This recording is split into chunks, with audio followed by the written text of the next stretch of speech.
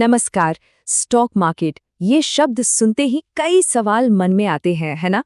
तो आज चलिए इसी की दुनिया में चलते हैं और समझते हैं कि ये स्टॉक आखिर होता क्या है। हम बिल्कुल बेसिक से शुरू करेंगे। पहले समझेंगे कि स्टॉक की परिभाषा क्या है।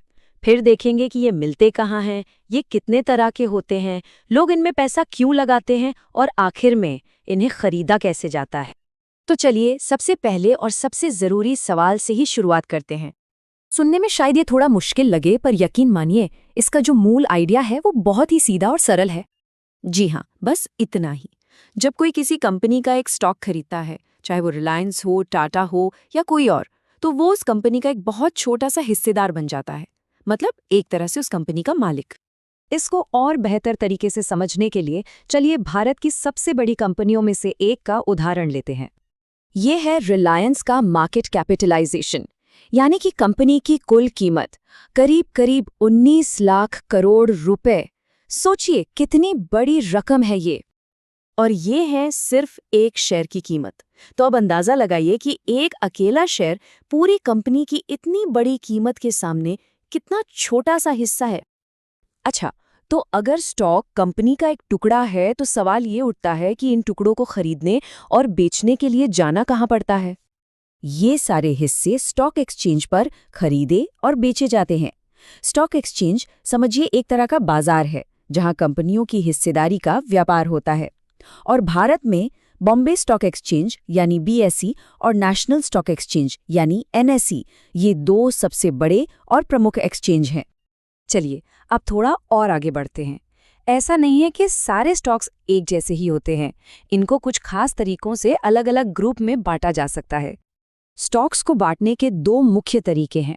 पहला, कंपनी काम क्या करती है, यानी वो किस इंडस्ट्री या सेक्टर की है। और दूसरा, कंपनी कितनी बड़ी है, यानी उसका साइज या मार्केट कैप कितना है। तो देखिए, इंडस्ट्री के हिसाब से स्टॉक्स को इन 11 बड़े सेक्टर्स में बांटा जाता है। इससे एक जैसे बिजनेस वाली कंपनियां एक ग्रुप में आ जाती हैं। और इसी तरह उन्हें साइज के हिसाब से भी बांटा जाता है। रिलायंस जैसी बहुत बड़ी कंपनियों को मेगा कैप कहते हैं, और फिर उससे छोटी लार्ज कैप, मिड कैप, और ऐसे करते करते बहुत ही छोटी कंपनियों यानी नैनो कैप तक। ठीक है, तो अब हम ये जान गए हैं कि स्टॉक क्या है, पर अगला सवाल तो यही है कि आखिर लोग इनमें अपना पैसा लगाते ही क्यों हैं? क्या वजह है? देखिए, वजह कई हो सकती हैं। कुछ लोग महंगाई से अपने पैसे की कीमत बचाने के लिए निवेश करते हैं।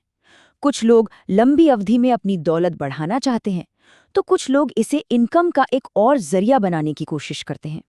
अब आते हैं सबसे प्रैक्टिकल सवाल पर। ये तो सब ठीक है, पर असल में एक स्टॉक खरीदा कैसे जाता है, पूरी प्रक्रिया काम कैसे करती है? कोई भी सीधे स्टॉक एक्सचेंज को फोन करके शेयर नहीं खरीद सकता।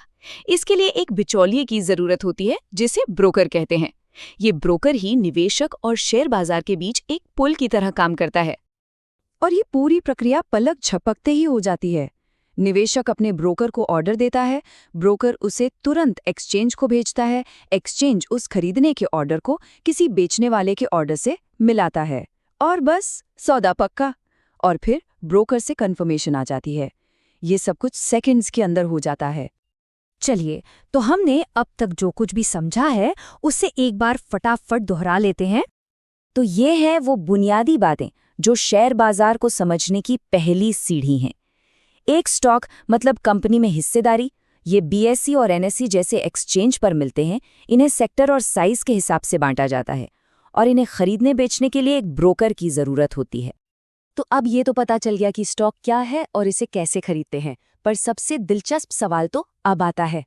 ऐसा क्या होता है कि इन स्टॉक्स की कीमतें कभी ऊपर जाती हैं तो कभी नीचे? है, इस फैसिनेटिंग सवाल पर बात करेंगे हम अगली बार।